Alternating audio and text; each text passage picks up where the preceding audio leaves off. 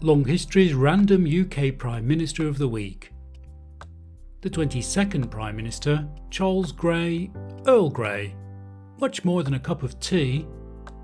He was Prime Minister from the 22nd of November 1830 to the 9th of July 1834.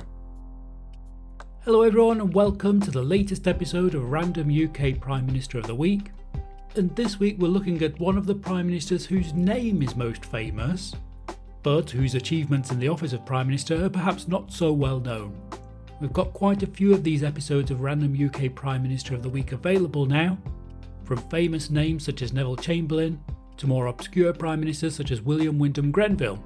So if you'd like to hear more, I'm sure these episodes are available on your podcast provider, but we also have all the episodes released so far on our website, longhistory.net, that's long history all one word. And as well as these episodes about Prime Ministers, we've got more than 250 episodes now about the Age of Exploration. So before we get started, just a reminder, please subscribe if you can. We've got lots more Prime Ministers to go through. But with all the preamble out of the way, let's get started with this week's random UK Prime Minister of the Week, where we look at a man who was named after a cup of tea, or was it the other way round? Here we go with the 22nd Prime Minister, Charles Grey, Earl Grey, who was much more than a cup of tea. He was Prime Minister between the 22nd of November 1830 and the 9th of July 1834. Charles Grey, Earl Grey, was a man of the establishment who challenged the establishment from the inside, and as such he was a hugely consequential figure in British politics. Of course he had that blend of tea named after him, but he was much more than a tea blend, rating highly when rankings are made of the best Prime Ministers ever. He was an aristocratic figure, but he laid the foundations that not only fundamentally changed Britain at the time, but also, perhaps unwittingly, set the template for the changes that eventually led to everyone, subject to certain qualifiers, eventually being able to vote. So we ask a series of questions about these Prime Ministers here on Long History, and the first question we start with is, what was he like? And when you look at the reforms that he made, he could be assumed to be a rebellious firebrand. In many senses, however, it was actually because he was not like this that he managed to push through his reforms. Apparently he had an aristocratic demeanour, a certain aloofness, an old-fashioned assumption of superiority, and along with that he had a tenacity and a sense of purpose that enabled him to make fundamental changes to Britain. He opened the doors for the democracy that we have today. He was married to Mary Ponsonby in 1794 and was the most, is the word prodigious, Prime Minister ever. He had 16 children with her. This wasn't a man averse to scandal, however, because he had a child before he was married in a scandalous affair with Georgina Cavendish, the Duchess of Devonshire. So in short, when asking what was he like, we have a man who is very aristocratic. I think it's quite easy to imagine that man with a certain aloof sense of superiority. But he also had that sense of purpose and wanted to make change. So in the next question we step back a bit and ask, what was the UK like at the time when Charles Grey was Prime Minister? And Charles Grey was Prime Minister at an interesting moment in time actually. Although people often think of the 19th century as the Victorian era, Charles Grey was the only Prime Minister actually whose whole tenure in office was during the brief reign of William IV. William IV reigned for only 7 years between all the Georges of the Georgian era and Queen Victoria who followed.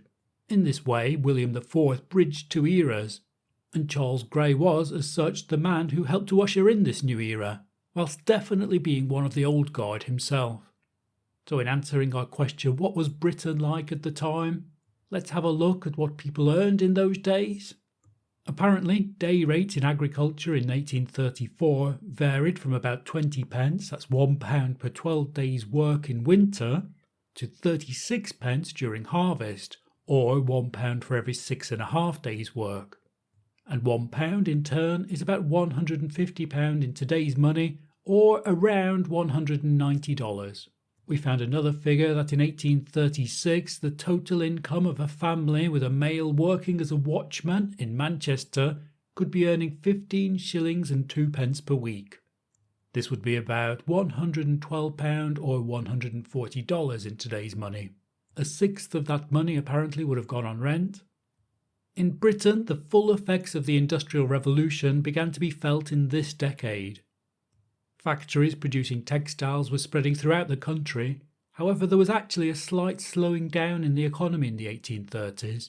This happened as recent technological developments became established and an initial burst of entrepreneurialism led to a maturing of markets. However, steam transport in this decade was just about to set off, pun intended. Just to give a bit of an international context, Charles Gray's tenure in office coincided with Andrew Jackson's 8-year stint as the President of the US. During Charles Gray's time in office, the previous state to join the Union was Missouri in 1821, while Arkansas joined in 1836, just after Charles Gray's premiership. So we've described a bit of the background at the time, but we also like to ask a question: who could vote at this time? It's an interesting way to see the development of democracy in the UK. And this was actually a crux issue during Charles Gray's tenure. He introduced the Reform Act, which abolished the so-called rotten boroughs, historic boroughs with few or no voters controlled by landlords and peers. The Reform Act also gave burgeoning industrial cities such as Manchester and Birmingham representatives in Parliament for the first time. However, it had its downsides, this Reform Act formally excluding women from voting for the first time. The Act had defined a voter as a man, but that was only the start of it really, because even the majority of men could not vote before or after the Reform Act. Nonetheless, it was a big change and a huge achievement for Charles Gray. Perhaps unsurprisingly, such change was vehemently opposed, and Gray's first 2 attempts to get the Reform Act passed failed. It was only when Gray went directly to the King and asked him to manipulate the House of Lords to make its members agree with the reform that the Act was forced through and passed into law. However, ultimately, after pushing through this dramatic change to the country's politics, Charles Gray's natural conservatism clicked in and he stopped his electoral reform at that point. So just at the point when he exposed the unfairness of the system and pointed out that it could be changed, he paused. So that's a bit of a background about Britain and its voting system at the time, but the next question is, what was Gray's background? Charles Gray was born in the northernmost part of England, just south of the Scottish border in Falladon, in today's Northumberland. He was born into a wealthy family and inherited the title of Earl Grey in his early 40s, when his father, the first Earl Grey, died in 1806.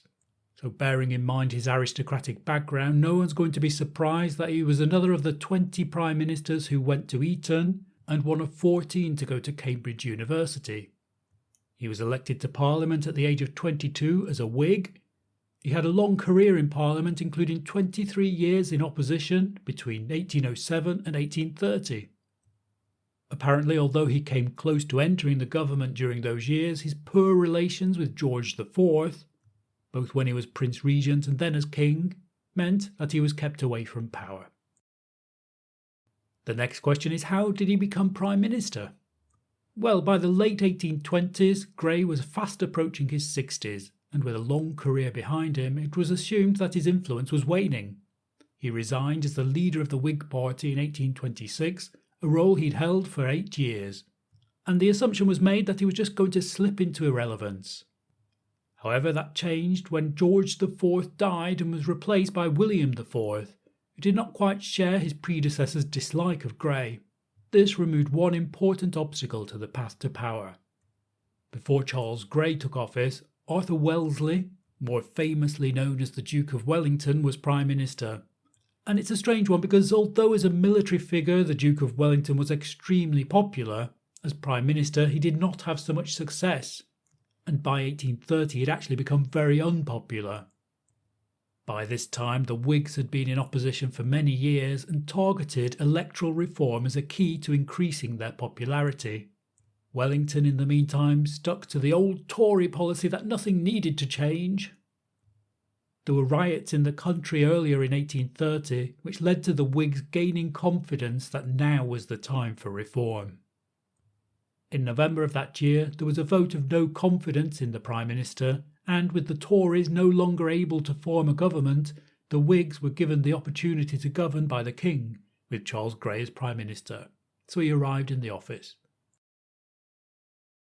What were Charles Grey's biggest achievements as Prime Minister? We've already mentioned that important Reform Act. However, Charles Grey had a few significant achievements during his time in office.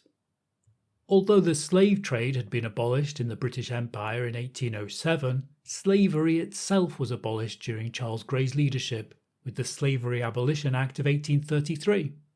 As with the Reform Act, another overdue change, it's not hard to see this as the establishment reacting to the inevitable, finally unable to ignore clear injustices. There was still opposition to this, and slavery in reality was only abolished gradually, but this did signal the beginning of a new era. The Victoria Age was just around the corner, and the pressure to reform was only growing at this point, especially when the changes made during this time showed that change was possible. What led to the end of Charles Grey's premiership?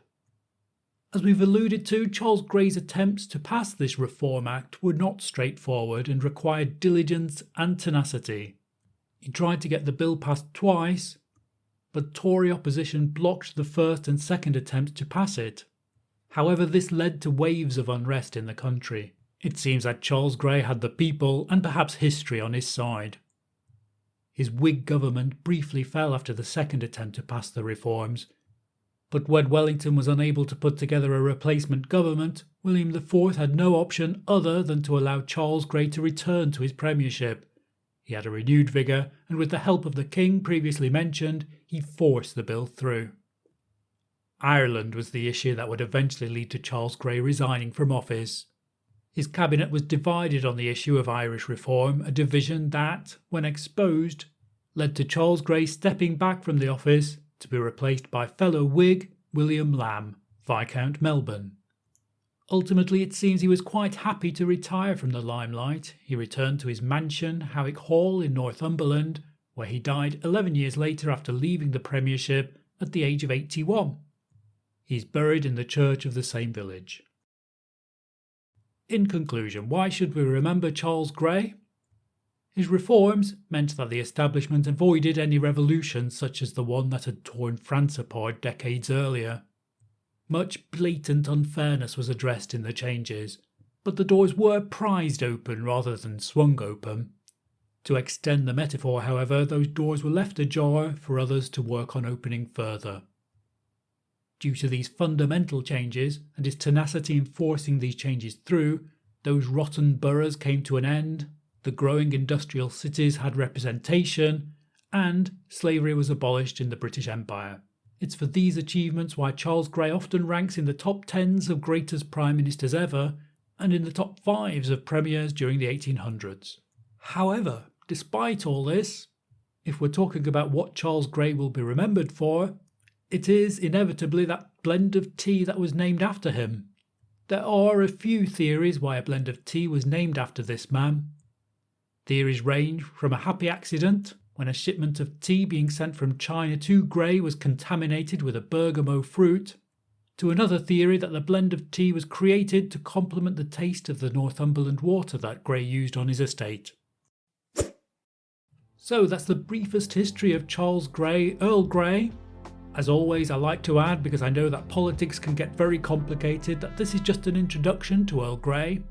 Even as I read this aloud, I could see there were many questions appeared, so I like to think this is just a way of prompting further research by anyone who's interested. In the meantime, thank you for listening to the latest episode of Long History. Please, if you can, do like and share this episode if it's interested you. Thank you for listening to Long History's random UK Prime Minister of the Week, the 22nd Prime Minister, Charles Grey. Earl Grey, much more than a cup of tea. Goodbye.